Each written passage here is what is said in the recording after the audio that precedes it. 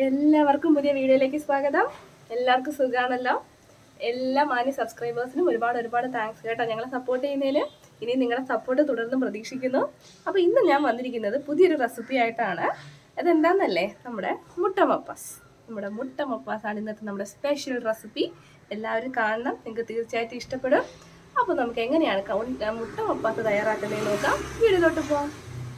അപ്പം നമ്മുടെ മുട്ട മപ്പാസിന് വേണ്ടിയിട്ട് ഞാൻ 4 മുട്ട എടുത്തിട്ടുണ്ട്. പുഴുങ്ങി വെച്ചിരിക്കുന്ന മുട്ടയാണ്. നമുക്ക് ആദ്യം ഇതൊന്ന് എണ്ണയിലിട്ട് ജസ്റ്റ് ഒന്ന് വറുത്തെടുക്കാം. അപ്പോൾ നമ്മുടെ മുട്ട വറുക്കാനായിട്ട് ഞാനൊരു പാൻ അടുപ്പത്ത് വെച്ചിട്ടുണ്ട്. നമുക്ക് അതിലേക്ക് കുറച്ച് എണ്ണ ഒഴിച്ചു കൊടുക്കാം. കുറച്ച് കൂടുതൽ ഒഴിച്ചോ കേട്ടോ. ആ എണ്ണയിൽ തന്നെ നമുക്ക് പിന്നെ കറിയും തയ്യാറാക്കി എടുക്കാം. എണ്ണ ഒഴിച്ചു കൊടുത്തിട്ടുണ്ട്. ഇനി അതൊന്ന് ചൂടായി വരും. അപ്പോൾ നമ്മുടെ എണ്ണ ചൂടായി വരുമ്പോഴേക്കും നമ്മൾ ഈ മുട്ട അതിലേക്ക് ഇട്ട് കൊടുക്കാം. ഒരു ലോ ടു മീഡിയം അത്ര ഇട്ടാൽ മതി കേട്ടോ, അല്ലെങ്കിൽ മുട്ടയൊക്കെ ചിലപ്പോൾ പൊട്ടിത്തെറിക്കാൻ സാധ്യതയുണ്ട്.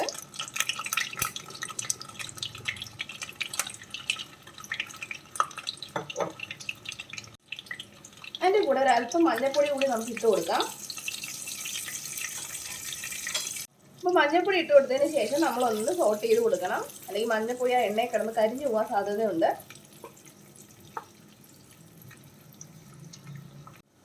അപ്പോൾ നമ്മുടെ മുട്ട നന്നായിട്ട് മുരിഞ്ഞ് വന്നിട്ടുണ്ട്. നമുക്കിനി ഇത് കോരിയെടുക്കാം. ഓരോ മുട്ടയായിട്ട് നമുക്ക് കോരിയെടുക്കാം. ഇത്ര മതിയാവും കേട്ടോ, ഒരുപാട് കരിയേണ്ട ആവശ്യമൊന്നുമില്ല. ജസ്റ്റ് ഒന്ന് മുരിഞ്ഞ് കിട്ടിയാൽ മതി നമുക്ക്.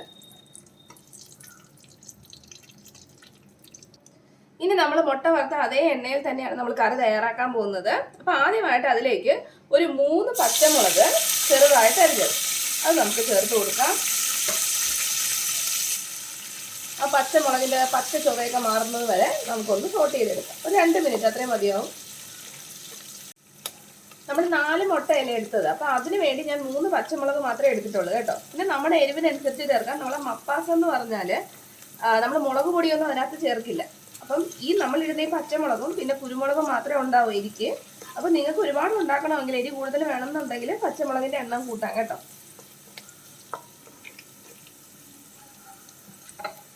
അപ്പോൾ നമ്മുടെ പച്ചമുളക് നന്നായിട്ടൊന്ന് പച്ചമുളകൊക്കെ മാറി ജസ്റ്റ് ഒന്ന് മുരിഞ്ഞ് വന്നിട്ടുണ്ട്. ഇനി നമുക്കതിലേക്ക് ഒരു 3 മീഡിയം സൈസ് സവാള ഞാൻ അരിഞ്ഞ് വെച്ചിട്ടുണ്ട്. അത് നമുക്ക് ചേർത്ത് കൊടുക്കാം.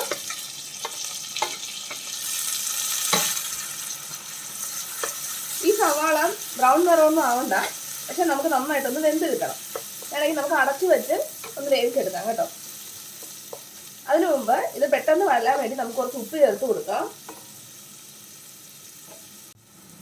കുറച്ച് ഉപ്പ് നമുക്ക് ചേർത്ത് കൊടുക്കാം. ഇനി നന്നായിട്ടൊന്ന് വഴറ്റിയെടുക്കാം. നമുക്കിതൊന്ന് അടച്ചു വെച്ച് വേവിച്ചെടുക്കാം. ഇടയ്ക്കൊന്ന് ഇളക്കി കൊടുക്കണം കേട്ടോ, അത് മറന്നു പോകരുത്. ഒരു 2-3 മിനിറ്റ് നമുക്കൊന്ന് അടച്ചു വെച്ച് കുക്ക് ചെയ്യാം. നമുക്കതൊന്ന് തുറന്ന് നോക്കാം. സവാളയൊക്കെ അതിലൊക്കെ നന്നായിട്ട് വെന്തിട്ടുണ്ട്. ഇനി നമ്മൾ അതിലേക്ക് ചേർക്കാൻ പോകുന്നത് ഒരു ചെറിയ കഷ്ണം ഇഞ്ചിയും കുറച്ച് വെളുത്തുള്ളി അല്ലിയും കൂടെ ചെറുതായിട്ട് അരിഞ്ഞതാണ്. നമുക്ക് അതിലേക്ക് ചേർത്ത് കൊടുക്കാം. ആദ്യമേ ചേർത്താൽ ചിലപ്പോൾ ഇതൊക്കെ അടിയിൽ പിടിച്ചു പോകും കേട്ടോ, അതിൻ്റെ ഒരു സാധ്യതയുണ്ട്. അതുകൊണ്ട് നമുക്ക് ഈ സമയത്ത് ചേർത്താൽ ആ ഫ്ലേവറും കിട്ടും, അടി പിടിക്കത്തുമില്ല. അതുകൊണ്ട് നമ്മൾ ഈ സമയത്തായിരിക്കും ചേർത്ത് കൊടുക്കുന്നത് നല്ലത്.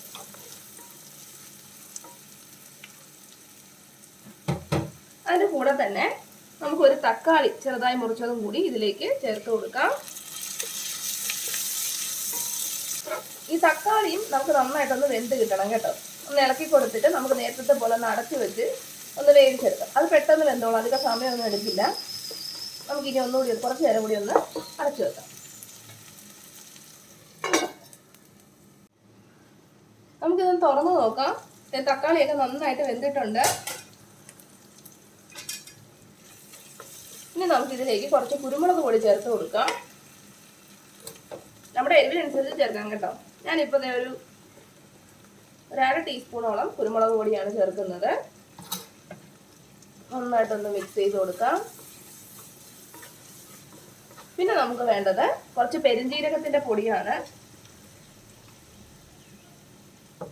അത് ഏകദേശം 1/2 സ്പൂണോളം ചേർത്ത് കൊടുക്കാം. നന്നായിട്ടൊന്ന് വഴറ്റിയെടുക്കാം. അപ്പോൾ നമ്മുടെ മസാലയൊക്കെ നന്നായിട്ട് എണ്ണയിൽ കിടന്ന് മുരിഞ്ഞ് ആ എണ്ണയൊക്കെ തെളിഞ്ഞ് വന്നിട്ടുണ്ട്. ഇനി നമുക്ക് അതിലേക്ക് ചേർക്കേണ്ടത് തേങ്ങാപ്പാലാണ്.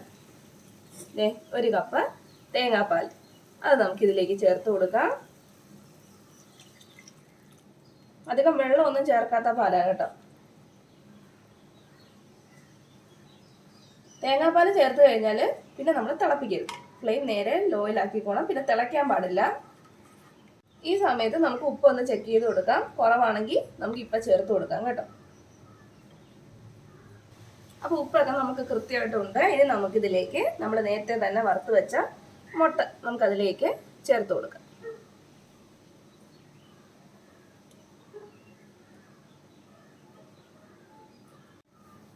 അപ്പോൾ മുട്ട നമ്മൾ ചേർത്ത് കൊടുത്തിട്ടുണ്ട്. ഇത്രേ ഉള്ളൂ നമ്മുടെ മുട്ട മപ്പാസ്. വളരെ സിമ്പിൾ അല്ലേ, നമുക്ക് പെട്ടെന്ന് തയ്യാറാക്കി എടുക്കാൻ പറ്റുന്നൊരു കറിയാണ്. തേങ്ങാപ്പാൽ ഒഴിച്ചത് കൊണ്ട് തിളക്കരുത് കേട്ടോ, ജസ്റ്റ് നമുക്കൊന്ന് ചൂടായി കിട്ടിയാൽ മതി. നമുക്ക് അവസാനമായിട്ട് കുറച്ച് കറിവേപ്പില കൂടി ഇട്ട് കൊടുക്കാം. കറിവേപ്പിലയ്ക്ക് പകരം മല്ലിയില ആയാലും മതി കേട്ടോ. രണ്ടും കൂടി ഒരുമിച്ച് ഇടേണ്ട ആവശ്യമില്ല. ഒന്നുകിൽ കറിവേപ്പില ചേർക്കാം, അല്ലെങ്കിൽ നമുക്ക് മല്ലിയില ചേർക്കാം. അപ്പോൾ നമ്മുടെ സ്വാദിഷ്ടമായ മുട്ട മപ്പാസ് തയ്യാറായിട്ടുണ്ട്. എല്ലാവരും ചെയ്തു നോക്കണം, നിങ്ങൾക്ക് തീർച്ചയായിട്ടും ഇഷ്ടപ്പെടും. അധികം എരിവൊന്നും ഇല്ലാത്തതുകൊണ്ട് കുഞ്ഞുങ്ങൾക്കൊക്കെ വളരെയധികം ഇഷ്ടപ്പെടുന്നൊരു കറിയാണ്. നമുക്ക് എന്തിൻ്റെ കൂടെ വേണമെങ്കിൽ കഴിക്കാം. അപ്പമോ ചപ്പാത്തിയോ പൊറോട്ടോ എന്തായാലും നല്ല ബെസ്റ്റ് കോമ്പിനേഷനാണ്. അപ്പോൾ വീഡിയോ ഇഷ്ടപ്പെട്ടെങ്കിൽ നിങ്ങൾ ചാനൽ സബ്സ്ക്രൈബ് ചെയ്യണേ. പുതിയൊരു വീഡിയോയുമായി നമുക്ക് വീണ്ടും കാണാം. അതുവരെ ബൈ ബൈ.